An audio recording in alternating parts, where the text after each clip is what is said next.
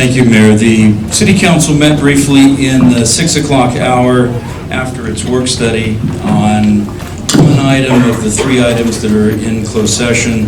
They met with their labor negotiator with regard to Service Employees International Union general employees. They gave direction to their labor negotiator. That was the only reportable action on that item. There are three other employee organizations that were noted on the agenda. We didn't have time to get to those at this session, and those will be carried over until some other later session. Items 6 and 7. Item 6, you amended to 3 items of significant exposure to litigation, and item 7 is a review of the state audit. Both of those items were not completed during the first session, so those will be held over until the end of this meeting tonight. That concludes my report. Thank you. Thank you. Now we'll move on to the presentations, but first I want to set some rules for this evening. I will be making a change. Right after item number 10, public safety update, we're going to have our public hearing on the measure. And I ask that everybody be respectful of speakers, whether you're against or approval of the measure, or anybody speaking at any time. So with that, we'll move on. Public safety update by Police Chief Brown, Dave Brown, and Fire Chief Scott Brown. Got a phone call at 1 o'clock this morning from Deputy Chief Rob Webb. He briefed me on yet another incident of violence where a victim was gunned down in the city of Hemet, and Hemet police and firefighters were threatened and assaulted while they tried to render aid to the victim. Needless to say, I didn't go back to sleep last night. When I arrived at work this morning, I discovered that a local media outlet had already posted a video of this incident online. So, rather than read you a bunch of statistics and show you a bunch of colorful charts, I have decided to show you a portion of that video from last night's incident. Remember, this happened in downtown Hemet last night while the rest of us slept safely and soundly in our homes. And I will give you a disclaimer, this is unedited raw video from a real event that happened on the streets of Hemet last night.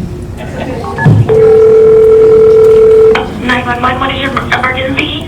Yeah, I need to report gunfire over my house. Is that the area of Gunfire and Elk? Yes. Okay, we're on our way, okay? Okay, thank you so much. Units can start heading towards Lake and Hamilton. We've got numerous 911s coming in, reference shots fired. All the 911s are going off.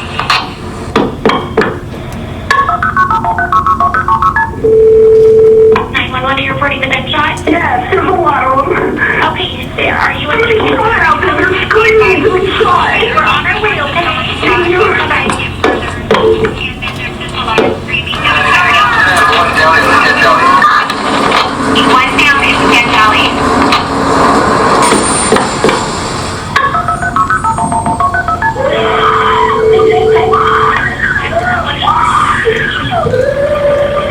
What is your emergency?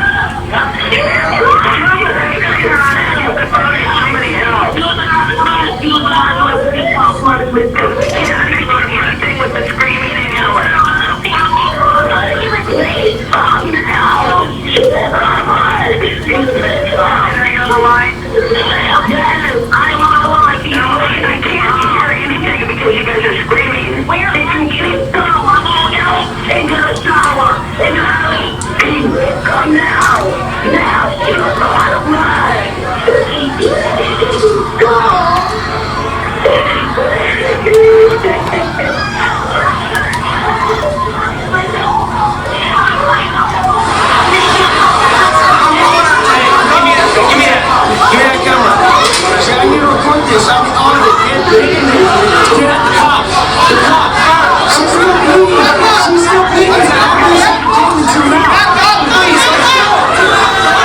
She's still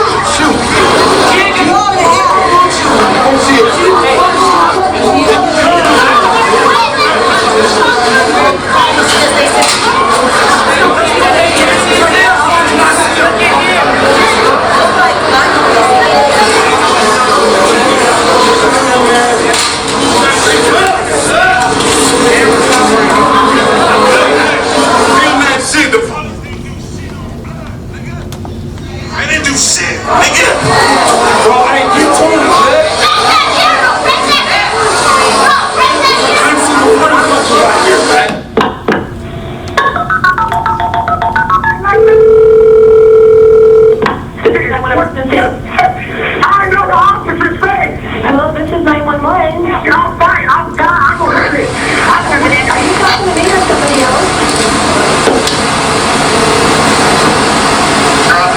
Black and white over here on it. 10-4, is there unit position can respond to up to assist Charles Street? We got reports of a shooting over here on Elk and Devonshire in an apartment complex in what appears to be either the carpool area or an internal area, however, of the apartments. One person was shot. We don't know how many times, we don't know how severely, and then there was a big scuffle between all of the people there. It was the pandemonium. We're just reporting on what's going on. This is a pretty crazy scene. Nothing else to say until we get an official press release on this one. We'll just wait.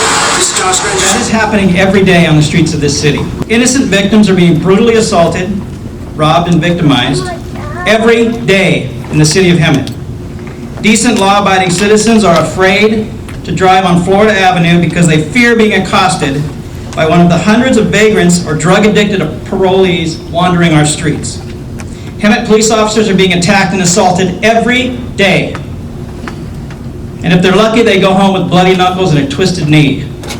Too many of them are being hospitalized, requiring surgery. 20% of our patrol force today is off work due to work-related injuries suffered during violent attacks. So instead of sharing a bunch of statistics with you, I've decided to share with you just a few of the 2,000 calls for service the Hemet Police Department has responded to in the last 7 days.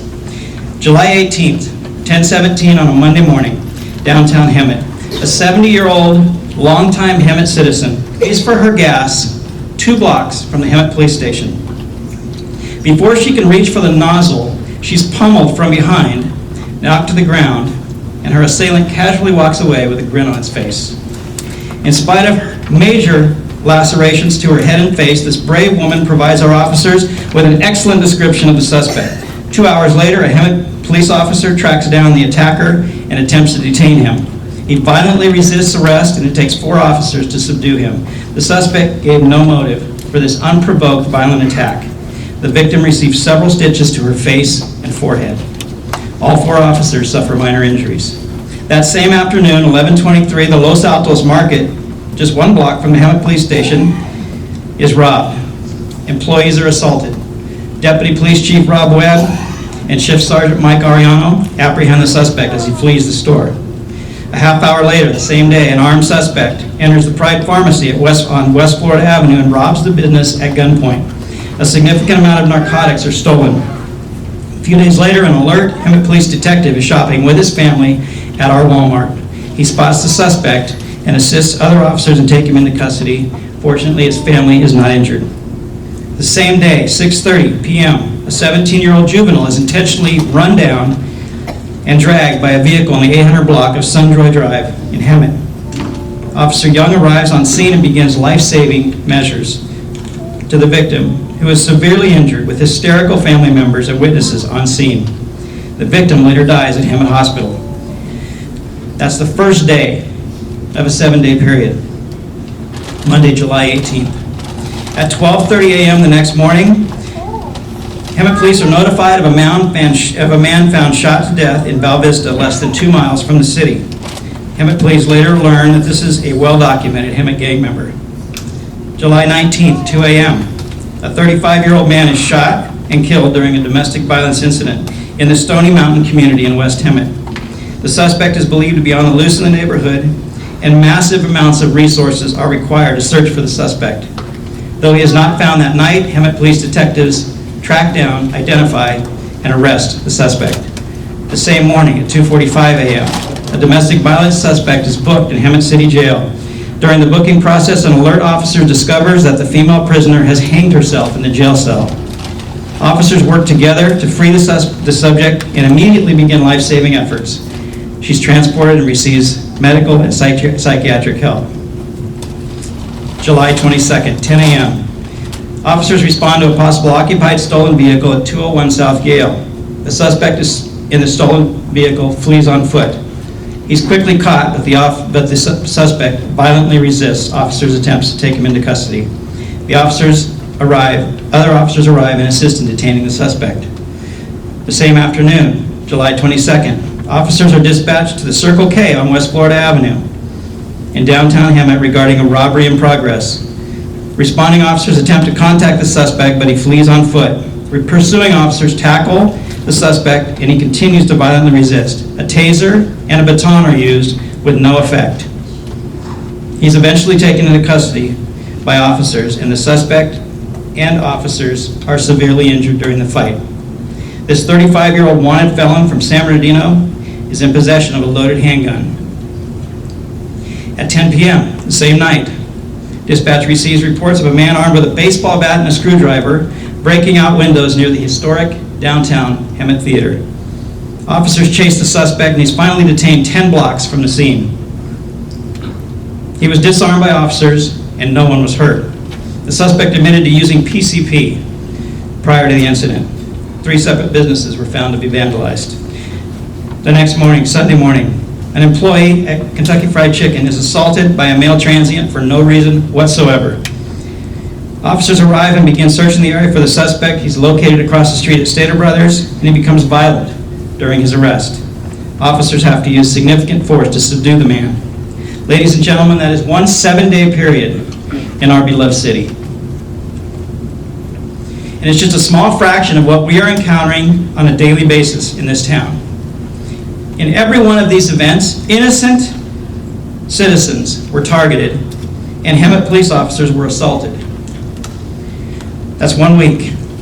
And yet, there are a few individuals in this room tonight who intend to take that podium and declare that crime is down in Hemet. I dare one of you to take that podium and try to convince this community, this city council, or those police officers and firefighters that crime is down in Hemet. That is an absurd and insulting claim, and it tears at the fabric of who we are as a community. I will not stand by and listen to that without responding. These are facts, not opinions, what I've just read to you and what you've just seen. So can we stop the nonsense and help get the resources to the men and women who are fighting for us on the ground every day in this community?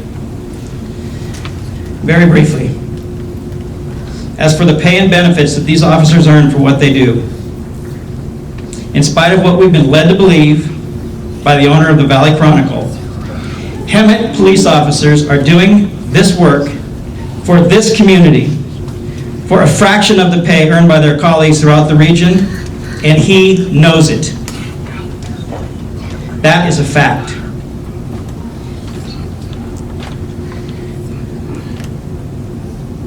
I have a visual I'd like to show you, give you a chance to check. There you have it. The local paper has it. If any of this is surprising to anyone in this room, it's because you've never heard a single one of these police officers, these dedicated servants to our community, complain as they quietly and honorably accepted massive pay cuts during the recession for the benefit of our community so that we would survive as a city. We should be applauding them for their selfless service and not disparaging them by posting lies and misleading information about them on the front page of the newspaper. In conclusion, Mayor Wright, members of the City Council, fellow citizens, your Hemet police officers have taken the gloves off for you. They stand in the gap between the evil, violent, criminal element that has inundated our beloved city. And they stand in that gap in the face of violence for less money than their colleagues at other departments for one reason. They care deeply for this community. Now it's time for the rest of us to take the gloves off and defend them in the face of blatant lies and deceit. If you'll indulge me, I'd like to end with 2 quotes from 2 very wise men. Mark Twain advised his friends wisely, never pick a fight with a man who buys ink by the barrel. Friends, we didn't pick this fight. the General George S. Patton. Better to fight for something than to live for nothing. Tonight, I choose to fight for this community because I love it to the core of who I am. And so do the men and women of the Hemet Police and Fire Department. And I ask you to join me. I continue to be honored to serve you in this community alongside the amazing police officers, civilians, and volunteers of the Hemet Police Department. And we are honored to serve. Thank you.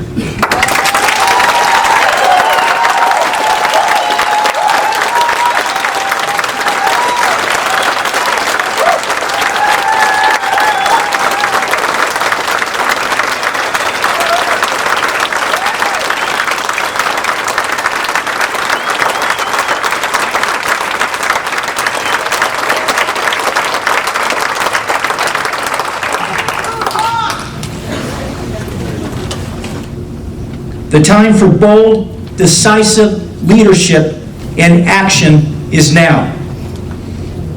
I want to address very specifically the ongoing efforts by some to prevent, and I'm going to be harsher, to hijack this city's attempt to bring forward real change that focuses on improving the quality of life for all of our residents that we are honored to serve on a daily basis. The same cast of characters has furthered their agenda by buying favor with a local paper. I will not call you out by names. You're here, you know who you are. To Mr. Buskirk, allow me to give you the following message. I will say that you have crossed all lines of ethical and professional standards.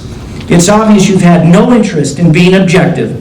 You've taken it your mission to destroy our city and, more importantly, distract from the very real discussions that are attempting to address the very real public safety issues and needs of our city. Journalists are supposed to be independent from sources. Politics, no one can call you to tell you how to write something, when to write it, or what to write about. There are a lot of companies and advertisers that want journalists to write propaganda to either make them look good or make opponents look bad. A true journalist will not give in to these type of people, and they will ensure that the truth is told to everyone.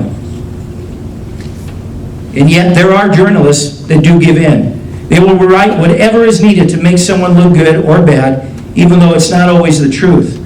This is one of the most overlooked tenets related to the journalistic professional standards in that industry. In my final message to you, Mr. Buskirk, you can't have it both ways. Integrity, ethics, and professional standards are not situational. Now to our honorable council, now I'd like to address the issue and the reason we're here tonight. While many of my former colleagues have since retired after 35 years, I still possess a very strong desire to serve. It's that simple. The opportunity to serve the city of Hemet is truly a calling, and I consider it an honor. I was given direction by you, this council, to bring my skills and experience to our city with one mission, and one mission only: to help restore, rebuild, and reestablish the Hemet Fire Department. When I assumed the role as your interim fire chief, the fire outsource issue had been previously approved. That's despite the fact that the community who I work for spoke loud and clear to maintain local control. Their edict was made apparent at the ballot box, resulting in a council change. This change resulted in a new council majority, putting the outsourcing agenda to a complete stop on December 9, 2014. My work started in earnest before that, on my first day, December 3rd. This included the development of a comprehensive 120-day plan to assess the needs of the department and identifying areas in need of improvement. It was through this process, one thing has continued to be crystal clear. There are very real structural and operational issues that require immediate attention. The root of the problem: I inherited a fire department that was underfunded, understaffed, and willfully unprepared for its most important mission: to save lives and property. This information was further validated as a result of a formal study which I commissioned to analyze both our internal structure and deployment of the Hemet fire resources. Yet, despite the obvious structural and operational efficiencies that were identified, I was directed by the former city manager in early December 2014 not to fill open budgeted positions, fill behind retirements, or make permanent promotions. This has led to the ongoing fiscal impact of addressing staffing shortfalls through backfill or overtime, estimated to be nearly $800,000 in the second quarter of 2015. The Hemet Fire Department does maintain constant staffing level, which means that every day all authorized budgeted positions are staffed. A post position is a seat on a fire or EMS response vehicle that must be filled to safely deliver our emergency services to the community we're charged to serve. During my tenure, we have lost 5 captains, nearly half of our authorized strength for this position. Although we've made some headway in filling openings in the firefighter, paramedic, and engineer ranks, attracting top quality candidates has been very difficult. And the issue, the main driver, is the ongoing negative perceptions that have been fueled in the media and our current political discourse. Yet despite these obvious changes related to chronic staffing shortages, it's the ongoing, steadfast commitment and dedication of the men and women of the Hemet Fire Department who have ensured our ability to continue to provide important emergency services to our community. Every day they step up to fill the voids, working extra shifts to keep our fire stations open, and when called upon, help our neighbors as part of our commitment to the mutual aid system. One recent example, on July 24, the on-duty crew at Fire Station 2 was deployed to the Sands Fire in Santa Clarita, a 35,000-acre wildfire threatening thousands of homes. Their deployment came on the second day of their 48-hour shift, 24 hours. I anticipate their commitment to be upwards of 21 days. That's 21 days, 24/7, away from family, birthdays, graduations. The number of hours of our firefighters working their normal shifts, filling vacancies as well as responding to major incidents is staggering and continues to be my #1 safety concern. And by the way, an issue I might add that is equally shared by our firefighters. They're tired. One recent article highlighted a firefighter who worked 3,000 hours of backfill. That's 125 shifts. 125 shifts that required backfill. Backfill of positions open because of unfilled vacancies, injuries, sick time, and other related conditions. As you've heard tonight, crime is and continues to be a very important issue that needs to be addressed. In the vast majority of the emergencies that Chief Brown mentioned earlier that are crime-related, our firefighters respond with the police department. Examples are active shooters, stabbings, injuries of any kind. Both departments work closely together daily. As evident with the video that the police chief showed tonight that captured our officers and firefighters under siege, working to treat a shooting victim. Despite being under attack, clearly in harm's way, they work together to treat and evacuate the shooting victim to the hospital. It should also be noted, not be a surprise to anyone in the room, that Hemet Fire Department continues to emerge from the very, very difficult recent history. The leadership of this department over the last 10 years has changed 7 times for an average fire chief tenure of 1.5 years. Some of the previous chiefs were political appointees, lacking, not meeting necessary professional qualifications and standards. This lack of consistency and stability at the top has led to a lack of follow-through on programs, a lack of enforcement of regulations, a relaxing of standards, and a lack of advocacy for the mission of the Hemet Fire Department. In my professional opinion, this has greatly contributed and encouraged an environment of neglect and has greatly weakened our ability to serve you, our community. I have made it clear to our council, to our community, individually, that I am not a politician. I'm a professional fire chief. Accordingly, my input and recommendations are based on my professional experience of over 35 years. Recommendations that are based on industry best practices and professional standards, further underscored by my deep commitment to service to our community, not by special interest, who have done a great disservice and have contributed greatly towards our current situation. So, We are at a fork in the road. I believe this is our moment in time for our community, our city, and our public safety professionals and our council to come together, to make our emergency response services stronger, more vibrant, to deal with not only emerging public safety needs, but to establish a strong message to those with designs of destroying our city, that we are taking our city back. We are taking our city back to reestablish a quality of life that families will come to and not run from. To our detractors, and this is from both your police and fire chief, we extend the following. Work with us, not against us. Help us, not hurt us. Together, we can make a difference. Together, we can be a true force multiplier. In closing, Hemet is community pride. Hemet is strong. Hemet will be one. Thank you.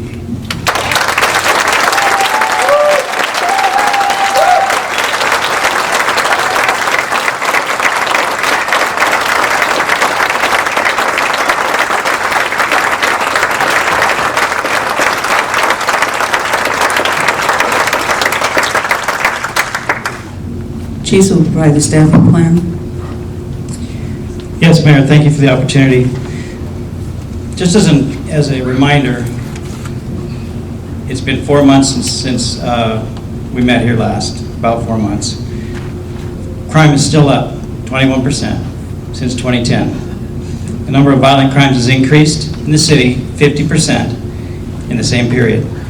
There are 25% fewer police officers on the streets today than there were 10 years ago in 2006. Assaults on Hemet police officers have increased over 1,100%. Mental health related calls, or 5150s, have increased almost 100% since 2005. Hemet police officers responded to an average of 5 mental health related calls per day in 2015. And public nuisance calls, which are trespassing, disturbing the peace, vandalism, those types of things that just drive us all crazy. Jaywalking included, have increased from 1,173 calls in 2010 to 13,206 in 2015. That's an enormous increase. So that represents 13,206 man-hours, or 6.5 full-time police officers working 40 hours a week, handling nothing but public nuisance calls. So what would the police department recommend to the city council to use these resources to do? It's a 10-year plan. Year 1 is a troop surge, 16 new police officers and 2 sergeants. The question we got during our public education campaign for Measure E was resounding. How will additional police officers fix the problem in the city of Hemet? It's a perfectly valid question.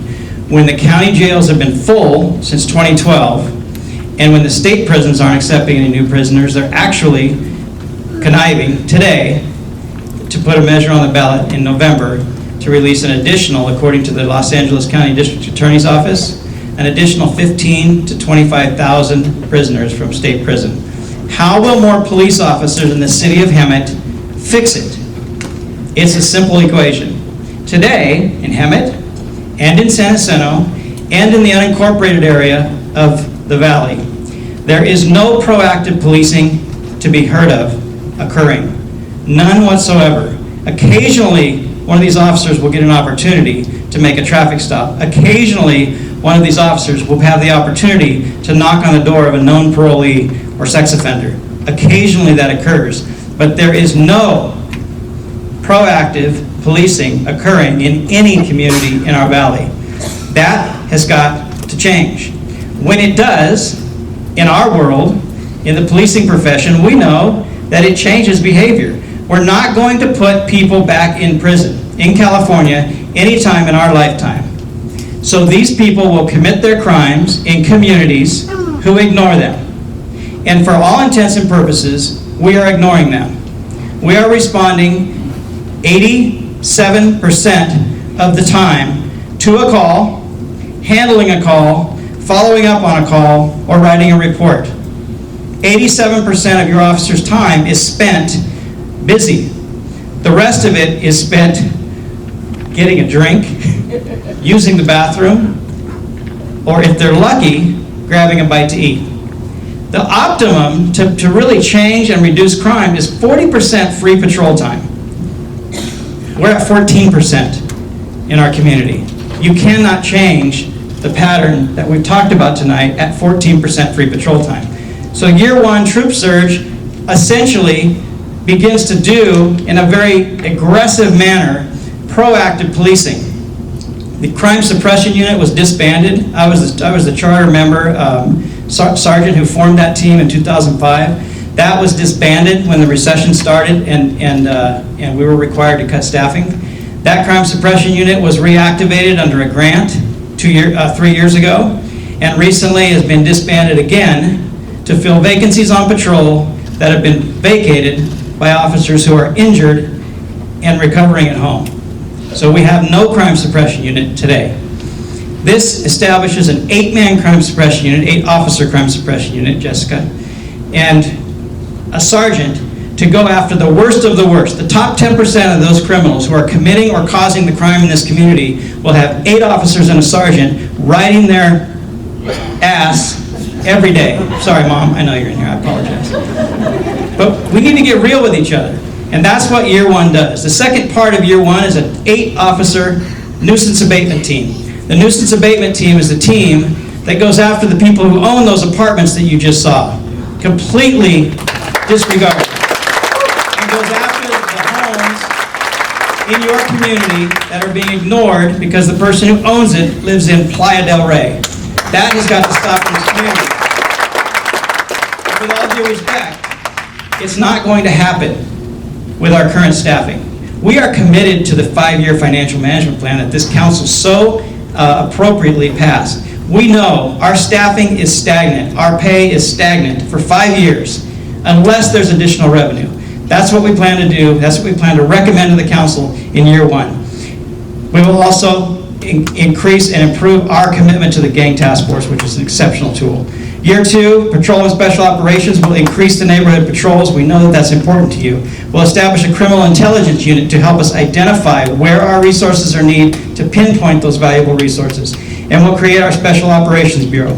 Years 3 and 4 will continue to enhance the patrol division. That's the uniform black and whites, so that presence continues to encourage those criminals to go somewhere else. Because we know they're not going into county jail. It's full. If we get one bad enough to go in, one's coming out the back. And the communities who ignore them will be victimized by them. And I'm telling you, that's what's going to happen.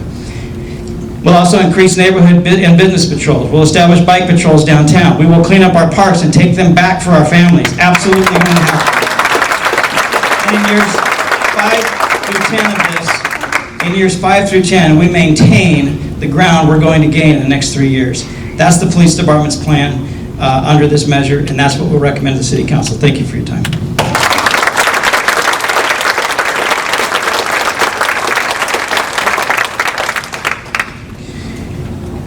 Mayor Wright, members of the City Council and the community, I'll have an opportunity here briefly to give you a quick update on our related, as Chief Brown had indicated, we met 4 months ago.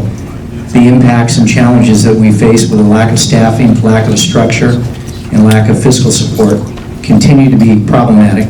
We continue to see program increases in terms of our different call types. If you look at 2014, 14,817, I reported to the community 4 months ago that in 2015 we closed the year out 16,171 calls. I was notified yesterday that our engine company 1 from Station 1 is the 17th busiest engine company in the United States.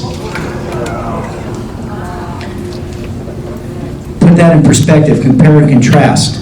San Jacinto responded to 5,600 calls. We have one station at nearly 5,200 calls for 2015. We're trending now to break 18,000 calls this year. I cannot continue that effort. My plan, as with Chief Brown, is still consistent with what I reported to you 4 months ago. We've made some progress with filling vacancies, but that continues to be problematic. I shared with you very bluntly with the cloud that's been hanging over our city and the need to send a more positive message to attract new recruits.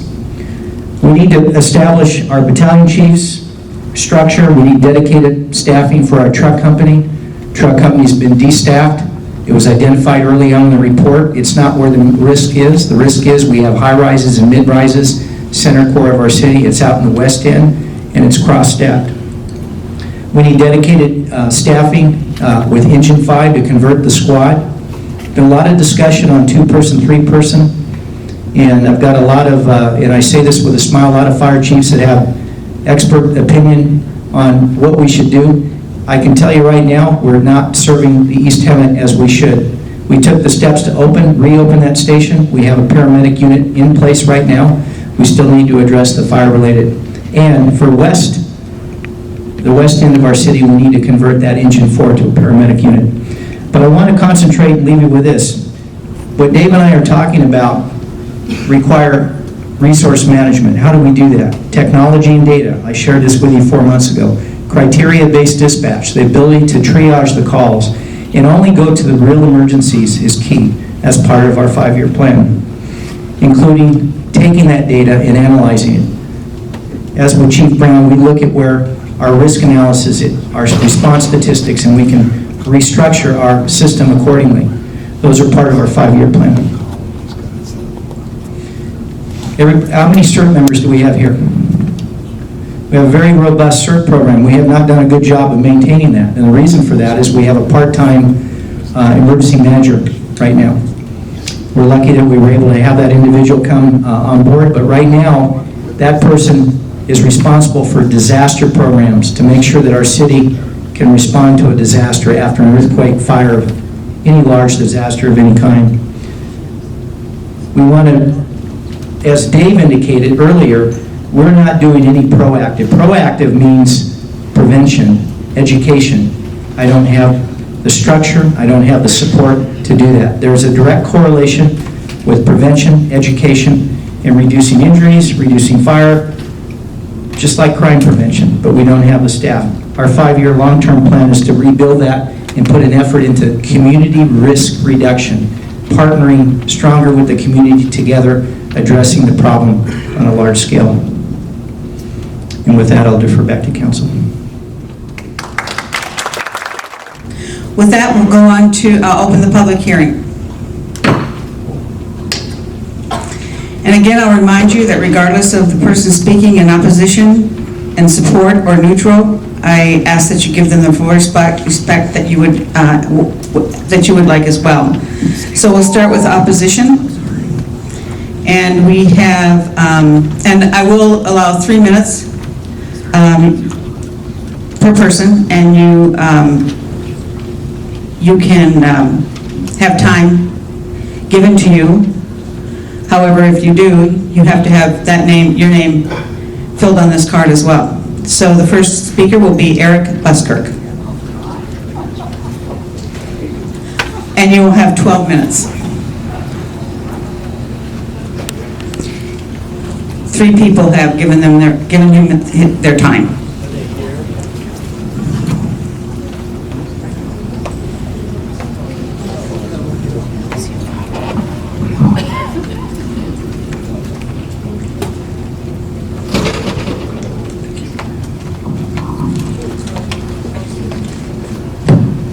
Councilman, thank you for your time. First off, can everyone hear me? Okay, can you hear me okay now? Okay, first off, I noticed that I had prepared a PowerPoint presentation, a slide presentation. They are static slides, and I'd like to point out that I have been, I'm not allowed to present this. I guess the rules say that video and sound have to be submitted 3 days in advance. Is that correct, Mr. Vale? Okay, I'm not presenting either video or sound, so I'd like to ask again on the record, formally ask that I can present my presentation. I can give you a PDF or a PowerPoint. Is that will you allow me to do that? Council's current process. Don't want to hear you. No, the city council's rules for the conduct of meetings require any of that material to be submitted 72 hours in advance, 3 business days. The reason for that is to make sure that, one, there's no viruses that might infect the city systems, that the material in the electronic form is consistent with our ability to present it, and to allow staff to have sufficient time to provide the necessary equipment. Okay. When would 3 business days be to submit this, Mr. Vail? When would that have been? What would my deadline have been?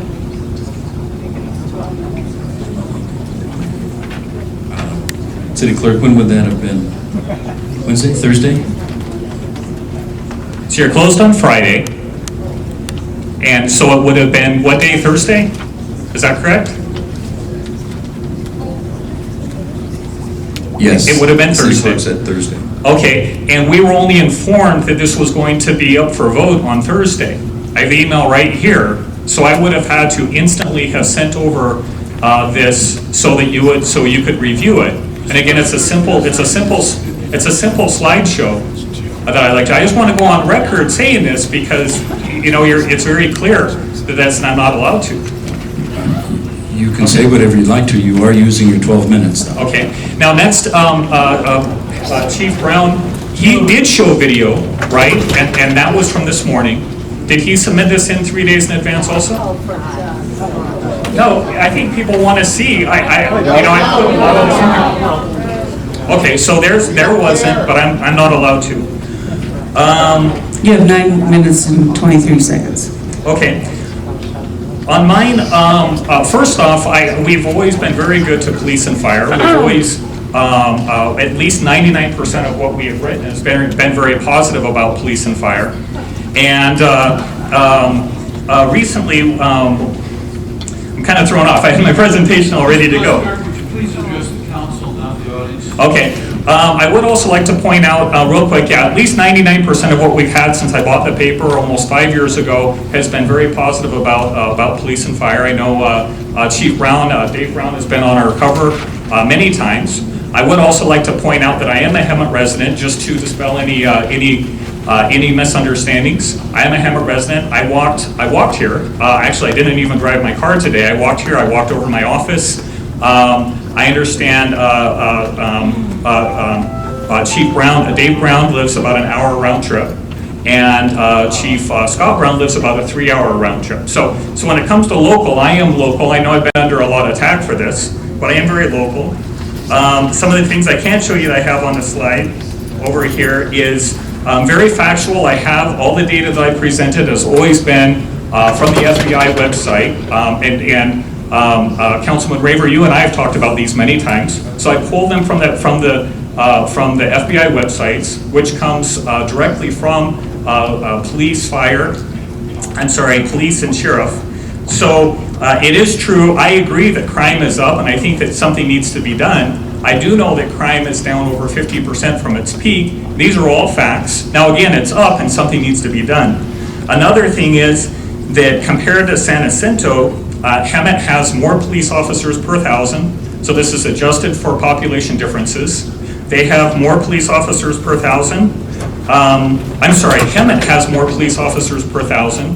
We spend more per capita, so again, adjusted for the population difference, yet we have almost 2.5 times as much crime as San Jacinto does. And I think these are very important facts. Now, these are just the facts. Again, I recommend everyone go to the website. You can pull them off of ours. So we've gone to go right to the source, the FBI, and you can pull up these facts.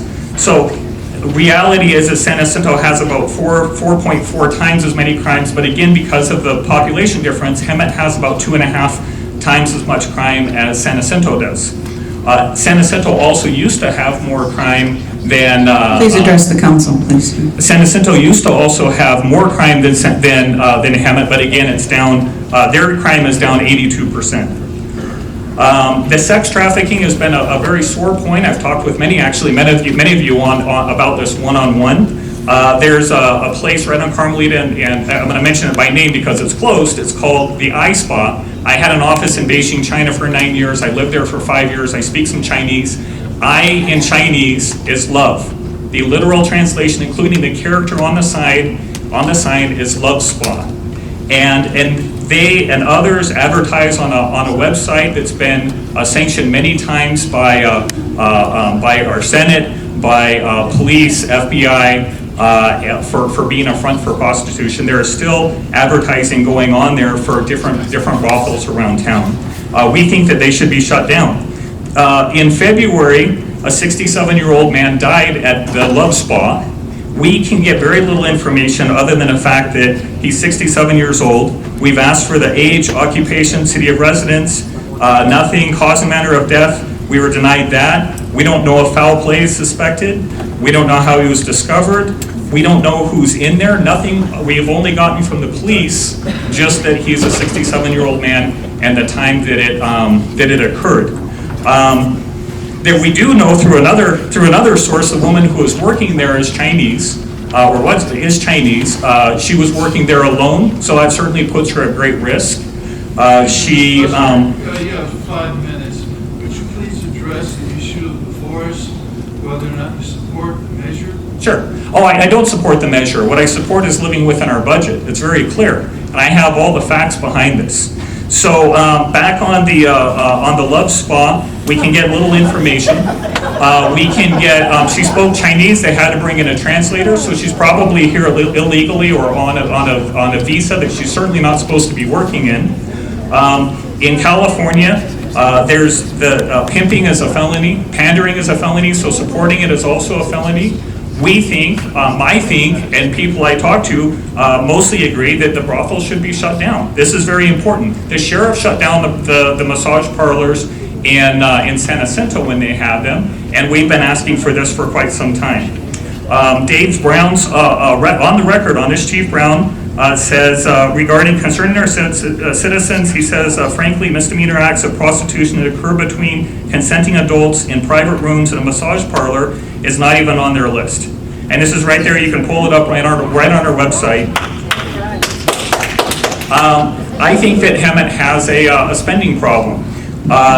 From 2011 to 2015, I wish I could show you these statistics, we've gone for total compensation exceeding $200,000. So this is all in benefits, base pay, overtime, everything all together. In 2011, only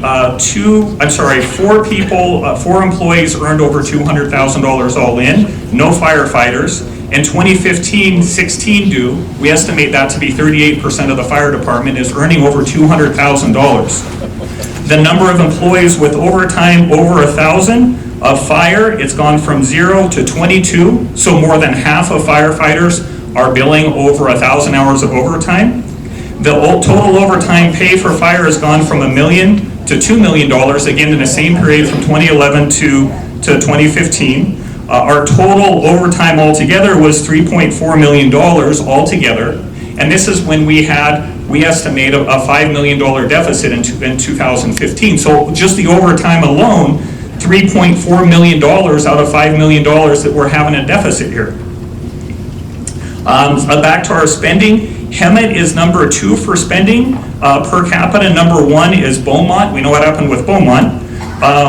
With the tax, so if the tax passes, we would be spending about 50% more for police. We would spend 3 times as much for fire per capita than San Jacinto. So the city right next to us, very similar demographics. They spend, or they're projected for this year to spend $45 per capita, so every man, woman, and child. Hemet's with the Measure E, or the replacement, would be $174 per capita. Again, that's the highest in the area. To show you an extreme case, Blythe is a volunteer fire department. Part of Hemet's in this area, they used to have a volunteer fire department. Blythe spends $16 per capita for their fire service. So there's really extreme. We have a lot of money going on here. Unfunded pensions. Hemet's unfunded pension liability is estimated at $138 million. That's $1,662 per capita. So every person in here who lives here, your average on the hook is $1,662. San Jacinto's is $92 per capita. So they've really cleaned things up. CalPERS bankruptcy, several cities have been forced into bankruptcy. Their former CEO was just sentenced to prison. So CalPERS is the pension that under which most of our employees are in. The former CEO was just sentenced to prison for his part of stealing $20 million. This is the very top guy in the pension system. What my only complaint that I've had against Chiefs Scott Brown and Dave Brown is that they have been going out in public in uniform and politicking. I think it's inappropriate. I've talked to the sheriff about what he does, and he says that he never goes in uniform. He always wears civilian clothes. In May's presentation at a senior citizen community, you can see all this on YouTube. Chief Dave Brown said over half our citizens don't feel safe walking in their own neighborhoods at night. I think this is scaremongering, and I don't like it. They also said that almost 60% of residents report that they usually leave Hemet to spend money or seek entertainment. And again, Your time is up. Thank you.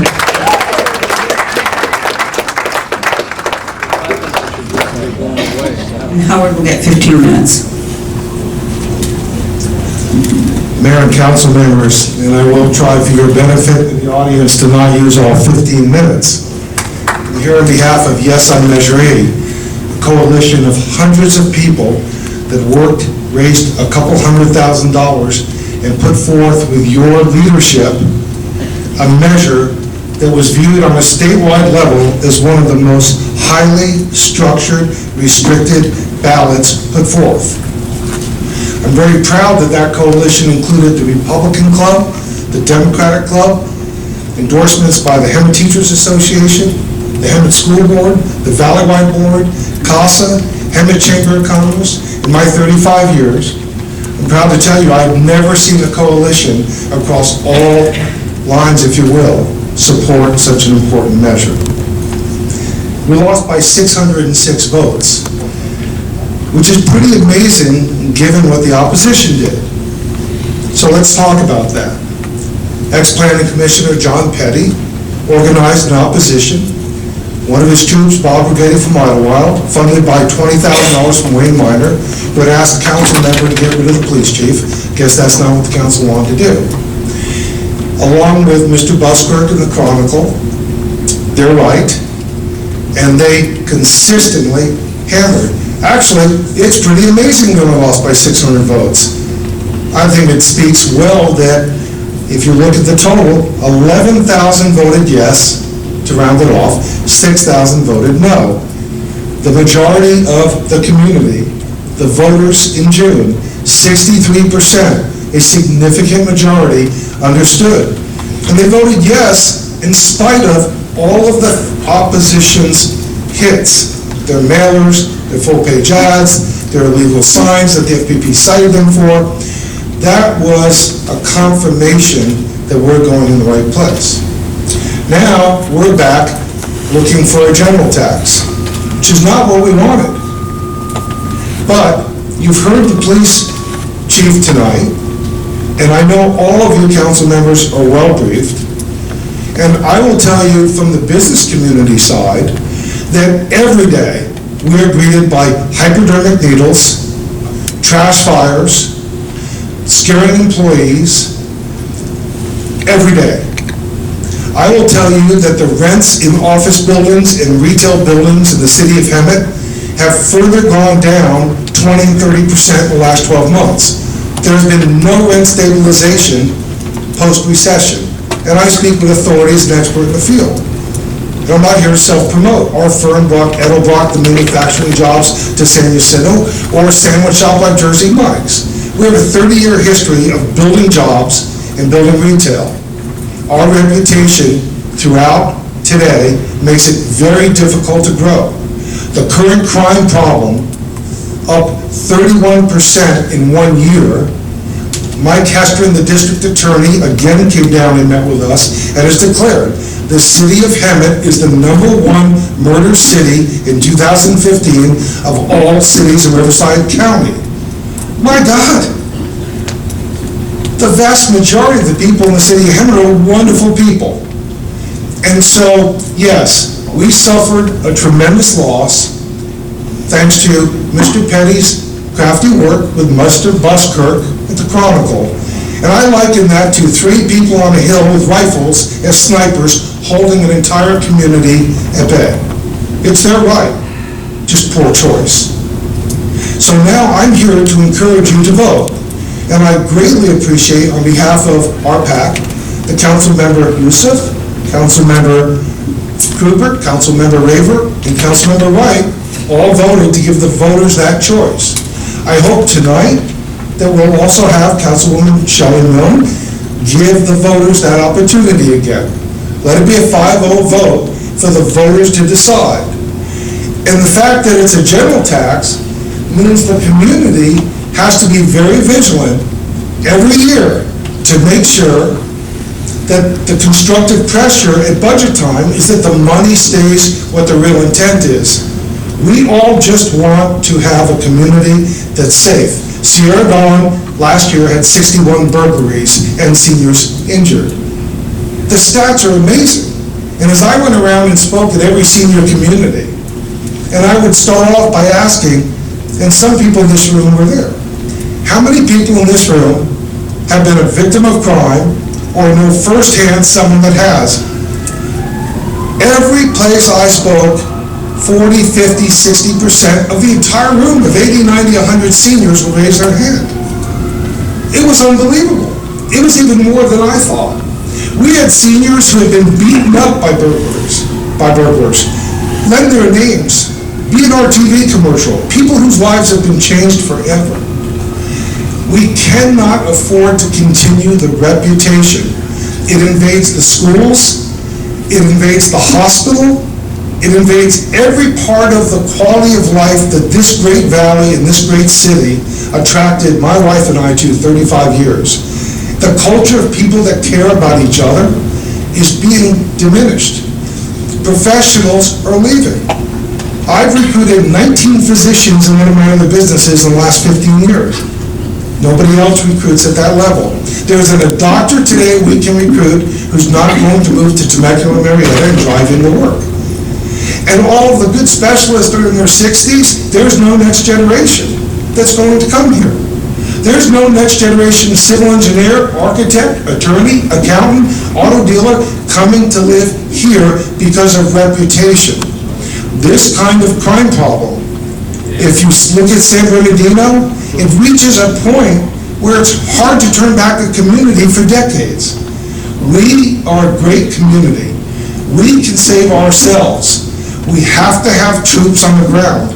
It's not the only solution, but it's a start that gives us a chance to work on the ROCKS program that Councilmember Youssef helped champion. It gives us an opportunity to backfill and be able to turn 3 years later and say we have a little town that did. Open your Kohl's, build your new theater. Stop everybody just driving out of town to shop. We are running out of time here. So please, all of you, all 5 of you, find it in your conscience. Let history show you again gave the public the opportunity. Now I'll turn my subject to the Valley Chronicle. It's not the issue, but it desires to be the issue. His last lawsuit of unpaid, excuse me. Way over 2 minutes from when I started my timer. I'm sorry,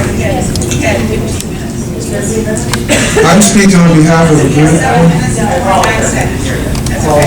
Thank you. We met with Mr. Buskirk, 4 of us did at the time. We explained the majority of his readers and advertisers support Measure 8. He was frustrated that he had spent hours on data. I met with the city manager of San Jacinto today. He says you can't compare San Jacinto's service level. They have almost no service level. You can't compare their sheriff level. They had 8 murders in 2014.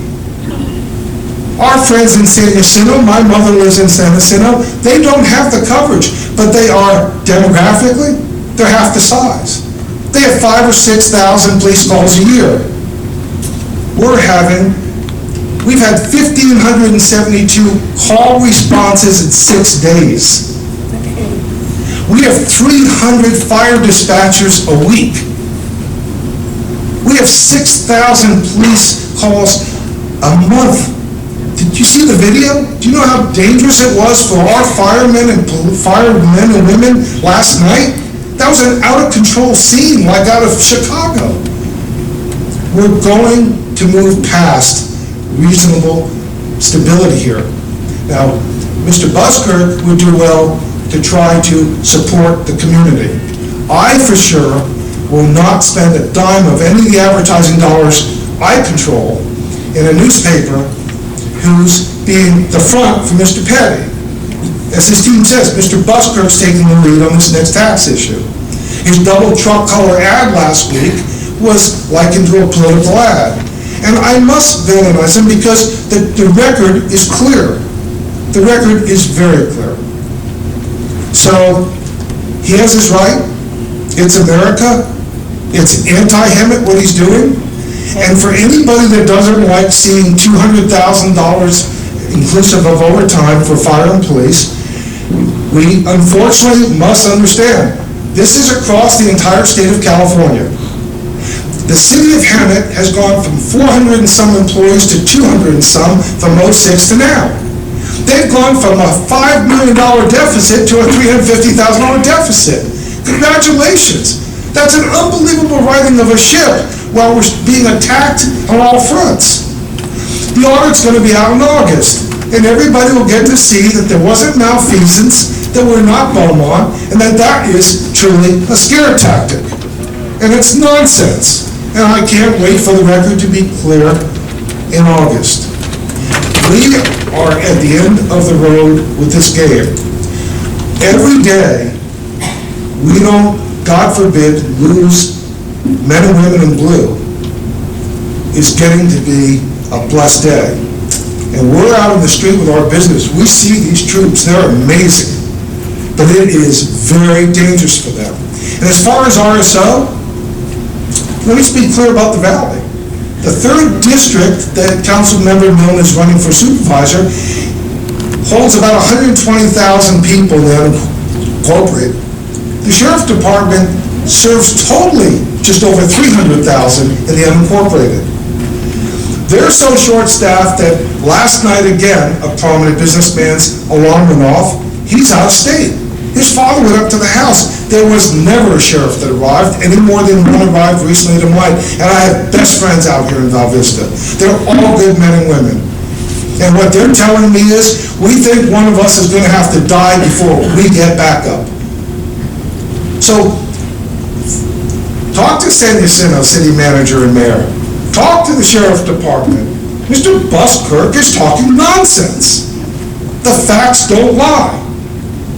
And he has a right to continue to use his newspaper to put in lies and scare the voters and tell them nonsense.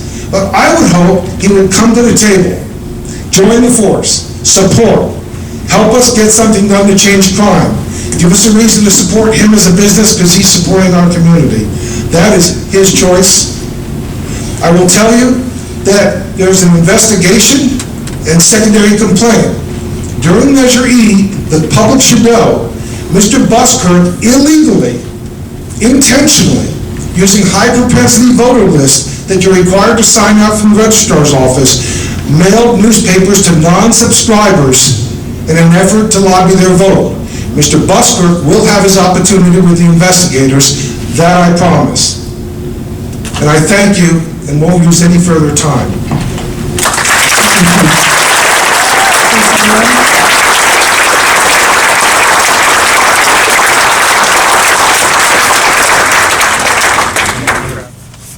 Followed by our last speaker, Joy Ward. Hello. My name is William Whalen, and I'm representing Hemet Valley Incidents. We're an online Facebook group and a webpage. And what we do is we go out and volunteer our time to bring the news to the people of the city. And every day we go out and we see the struggles that the officers and the firefighters have to endure from all of the You have criminals on every block. You have transients everywhere filling up our parks that our kids are supposed to play at. And finding syringes on the ground. And our PD has to deal with that. I mean, people say they get paid too much. They don't get paid enough. They deserve so much more than they actually get. It's a shame. All right. Nobody likes a tax. I mean, I think everybody in this room could agree nobody wants a tax. But it's a shame that when you have the youngest person in the building at a council meeting, at a public safety meeting, expressing his, I'm not going to say outcry because it's not an outcry, but my desire to change our city. We're out there every single day trying to make change, bring the crimes to you. And these guys go through so much. The other day, an officer was getting beat up. I'm not going to say beat up, but he was getting beat up, you know? And what do you do when you're so understaffed? The other day, perfect example, yesterday at the Devonshire and Elk. You have, that video is perfect example. You have people yelling bloods, climbing all over the building, just running amok. I went by there this morning. Cars just bashed, windows bashed in. What do? They're over there in front of businesses, robbing them and vandalizing them, breaking out windows. They're chasing businesses out of the community and nobody's coming in because they know that.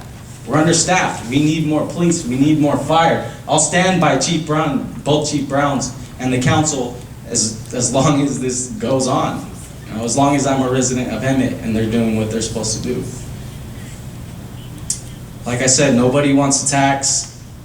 You have the youngest person in the building standing up. You have children in these neighborhoods that are going through this stuff every day, that are at risk to joining gangs, to ending up in prison and living that lifestyle. It's not the route that a child should have to witness. It's not a route that a child should have to take. I grew up here. I didn't grow up that easy. I'm a white supremacist in my area, and I'd get messed with all the time. I'm half white. I have no problem with that. Well, I do have a problem with getting harassed by them, but you know, my brothers, my sisters, both victims, all three of them victims of the city of Hemet, the crime. They're good now, but I watch that, and this is why I do what I do. Thank you. Nicole?